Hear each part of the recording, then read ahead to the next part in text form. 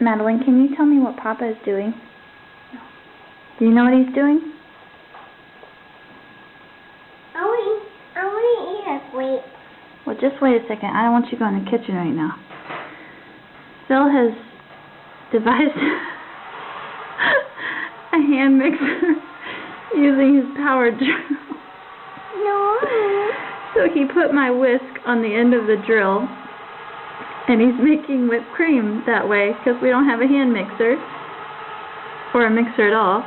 And I made Madeline, myself, we came outside of the kitchen and closed the doors because I was scared of what might happen when he turned on the drill. But I think it's safe, so we can go inside and see the master whipper. Whip it, Phil. Whip it into shape. Oh, God.